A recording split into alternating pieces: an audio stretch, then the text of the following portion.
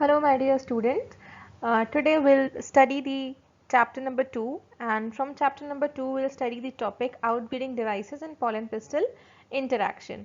This is a very important topic from board point of view as well as for other competitive exams for like NEET. It is very much important for you. So let's see what is outbreeding device.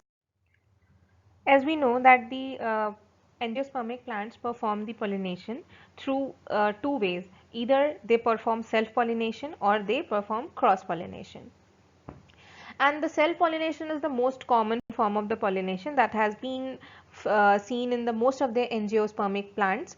And in this case of the almost all the hermaphrodite flowers, means those that are bisexual in nature, and bisexual nature means that they are contain both the male and the female reproductive parts of the plant on the same very part.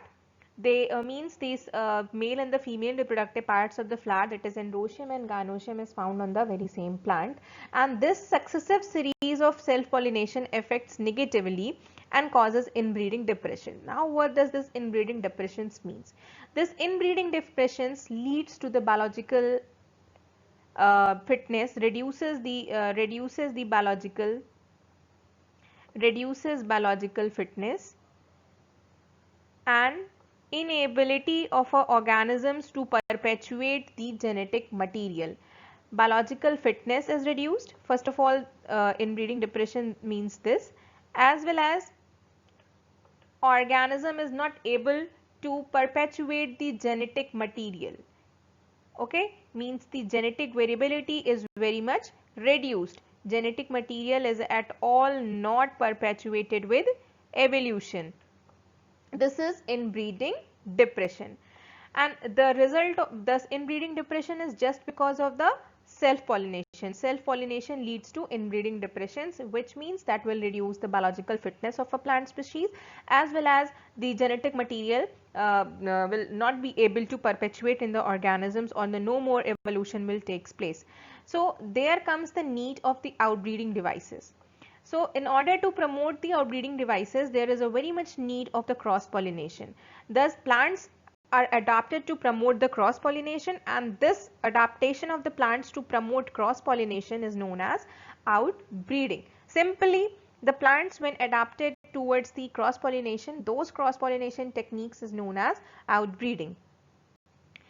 Now there are some factors which will encourage the cross pollination, and these are such as unisexual flower. The conditions that leads to the cross pollination, first of all, is the unisexual flower. If your flower is a unisexual, that means it contains either only one sex, either a female, or it will contain only a male. That female is a gynoecium and male is the androecium, you already know.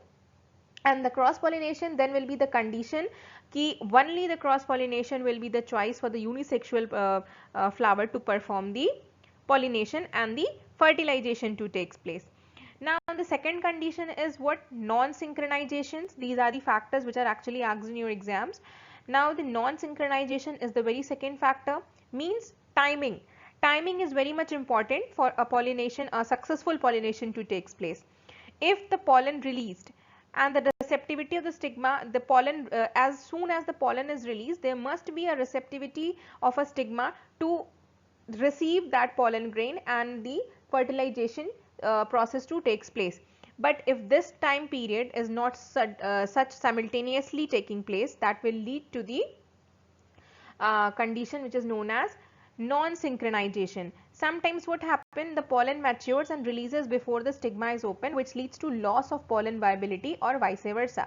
I have already told you that there happens sometimes when the pollen is released, the stigma is not open, or the pollen matures and it releases before the stigma is open. So this is the condition when the pollen will not be no more be able to leads towards the fertilization or lead towards the embryo sac for the pollination to, fertilization to takes place, and therefore the pollen loses its vitality. And this will prevent self pollination even though the flower is hermaphrodite. This will what takes, although this is not good, but this will promote the flower to undergo cross pollination, and the self pollination will be prevented here. Here if the conditions are such conditions are taking place, then it will what do, it will do the condition which is known as, it will prevent self pollination, means it will not allow the plants to undergo self pollination, it will only allow them to undergo the cross pollination condition. And one of those condition is very much good for the non synchronization, is very much good condition for the prevention of self pollination and the promotion of, or the cross pollination to takes place. So these are the some factors. First is the flower to being a unisexual, and the second is for the flower to being non synchronized, means the maturation period is non synchronized.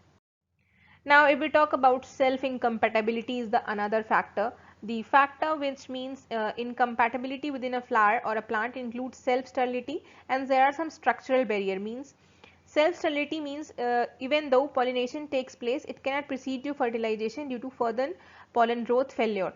In this self sterility, what happens, even though the pollination has been taken place, but what happens, it is not leading towards fertilization due to some growth certain factors for the pollen growth failure. There are certain reasons which is known as self sterility, and these are some of the self sterility, and these are some of the barriers which is which together constitutes the self incompatibility of the plants to undergo self pollination. And one of this condition is self sterility. The second is the structural barriers. There are structural barriers also which leads to self incompatibility, and one of the structural barrier is the height difference between gynoecium and endoecium, and some structures are also there which hinders the stigma from receiving the pollen grain. This will also not lead to the self pollination, this will lead to the cross pollination, and in turn it will be the reason behind the outbreeding taking place, and which was the very good choice for the plant for the genetic material to perpetuate and for the increase the biological fitness. Okay, so this is all about the self incompatibility, and there are more or less genetic mechanism which leads to self incompatibility also. So here self incompatibility can takes place, either the pollination is taking place but the fertilization is not taking place, and there are some structural barrier differences in the size of height of this gynoecium and endoecium, and there are some reasons or genetic, more or less genetic mechanisms also which will lead to self incompatibility, and that will lead to the cross pollination, which is a very good choice for the outbreeding.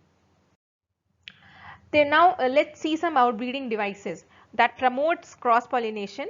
And because the self pollination results in inbreeding depression, so how the cross pollinations, what are the conditions, or what promotes the cross pollination?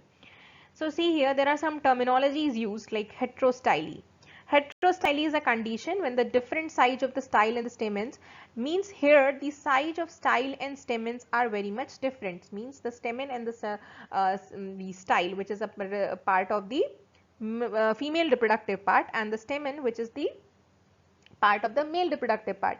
Here comes the difference between their sizes, and that will lead to the cross pollination. So one of the outbreeding devices is heterostyly, means at a condition heterostyly.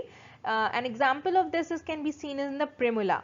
Here you can see heterostyly when the anther is this much and the style is here. So there is a difference between their sizes that will lead to the outbreeding depressions and the cross pollination, promotion of cross pollination. So another is hercogamy. In this, the anatomical barrier, anther and the stigma. Here the anatomical barrier, there are some anatomical barriers, there are some anatomical differences the difference you can see some internal differences between anther and stigma that will lead to hercogamy, and it has been observed in Calotropis procera, means madar. It has been observed in Calotropis procera. And the third one, outbreeding device, is self sterility. In this what happens, the pollens are not allowed to germinate on the stigma of self flower.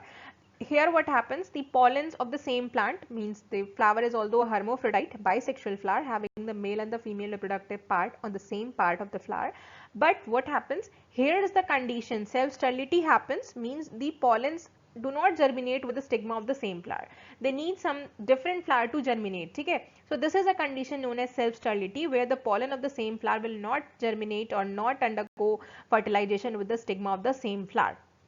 So this happens in a malva, which is one of the plant species, angiospermic plant, And the next is the proto-andry condition, and this in here will the condition, this is a difference, anther will mature before the pistil, means the maturation time will be difference, and proto-andry will the condition when anther will mature before the pistil. So one of the example of proto-andry is Hibiscus rosa sinensis. Now if I talk about protogyny, here the pistil will mature first and anther will mature later on. So this also becomes a reason behind a cross pollination to take place. Aristolaceae is one of the example of protogyny condition and proto-andry Hibiscus rosa sinensis.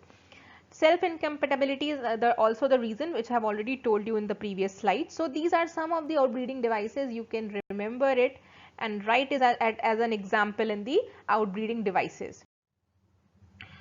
Now, if I talk about what is self-incompatibility. Self-incompatibility, if somebody asks you to define self-incompatibility, what is exactly self-incompatibility? So it refers to the inability of the plant with functional pollen to set seeds when self-pollinated. When they are self-pollinated, they are not able to germinate on the same very flower, on the same very stigma. They will not be able to germinate, set seeds when they are self-pollinated, or also defined as the prevention or fusion of the fertile male and the female gametes after self-pollination. Although the self-pollination is taking place, but the fusion of the fertile male functional male gamete will not fuse with the female gamete, and here no more fertilization will take place. Okay, this is all about self incompatibility. The process of pollen germination, pollen tube growth, ovule fertilization or embryo development is halted at one of its stage, and consequently no seeds are produced. What happens during self incompatibility? If there will be no fertilization, no ovule will fertilize, no embryo will develop, and the stage comes when there is the halt in a stage, means a stage will comes to stop, and consequently what happens, there will be no production of the seed. So this is about incompatibility. Now if I talk about, there is a pollen pistil interaction, means a interaction between the pollen that lands on the stigma of the flower, means the pollen which is the which is released from the male reproductive part, means anther, it is released from there and have to land on the stigma, which is a female reproductive part of the flower. So there comes an interaction between them that will lead to the fertilization, that is known as pollen pistil interaction. Let's see what is pollen pistil interaction. See, pollen pistil interaction, the very first step that happens and during the pollen pistil interaction is recognition of compatible pollen, whether the pollen is compatible to fertilization to takes place or fertile the ovule, or it is not. The very first step, the pollen takes happens during this step, during this pollen pistil interaction, is recognition of compatible pollen.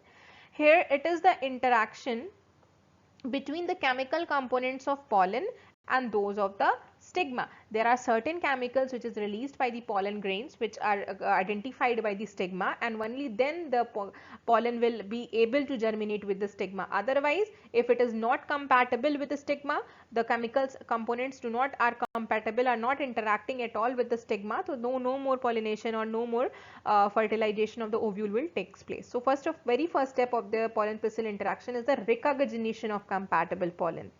Well, now the second, the germination of the pollen and the development of male gametophyte. Whether the pollen germination will take place or the development of the male gametophyte. The points here are discussed is a compatible pollen starts its germination stimulated by certain secretion of stigma.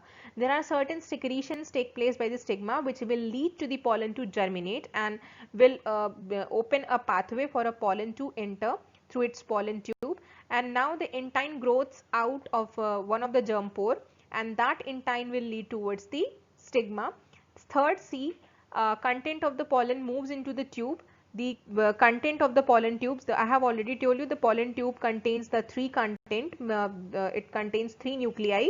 Two are the male gamete nuclei and the one is the vegetative nuclei or the tube nucleus. It is also called as tube nucleus and generative nucleus, so you need not to confuse with this vegetative or generative or tube nucleus is also it has been called.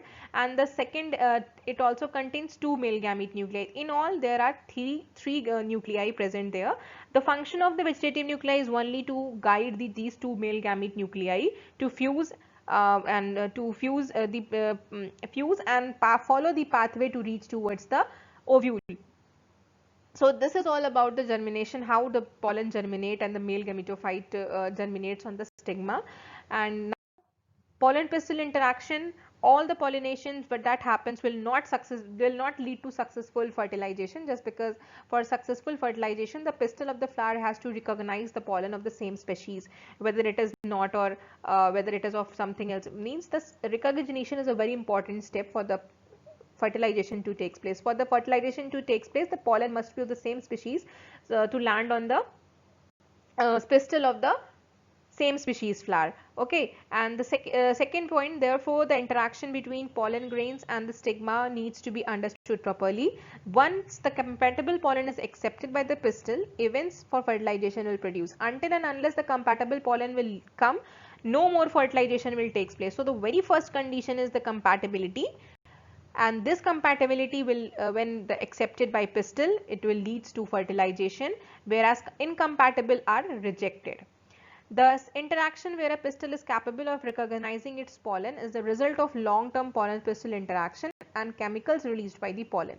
This very point says that interaction where a pistil is capable of recognizing that pollen is the result of the long-term pollen-pistil interaction and those chemicals which are released by the stigma to identify the pollen, and this is called as pollen-pistil interaction.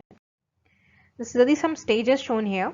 First of all, the pollen will come here, the pollen will land here on the stigma, and this stigma will have adhere to this stigma with some substances, adhering substances are chemical released by the stigma, and the hydration and germination will happen. Second very step, the growth of the pollen tube will take place through the stigma. You can see here through the stigma, style and ovary. The pollen will leads from stigma to style and then it will ultimately leads to ovary, and this pollen tube guidance to the ovule through micropylarend. Okay, this is leading towards through micropylarend and it will come through micropylarend. Okay, the pollen tube nuclei will enter through micropylarend and the delivery of the sperm nuclei will takes place through micropylarend, and finally it will comes to the embryo sac to it will come inside the ovule and the fertilization will takes place.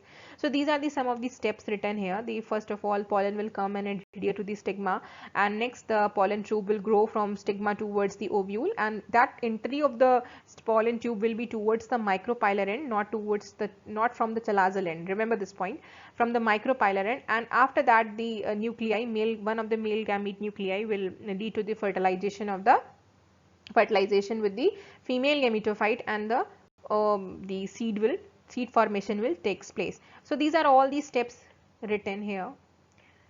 You can go through all these steps and remember the pollen pistil interaction very easily. Now there are some events of pollen pistil interaction that are written here. Similarly, I have told you all about that. These are all this is also the same thing which is written here. First of all, the events of pollen pistil interaction proceed as follows: the landing of the true pollen on the compatible pistil. Second is the germination of the pollen tube for the formation of pollen tube, where pollen grains release its content and the pollen tube growth through the style of pistil towards the ovary, and this will lead to the male gamete to release the male gametes will be released in the ovule and then to the synergid, and the overall fertilization process will takes place. So this is about the events that takes place during the pollen pistil interaction.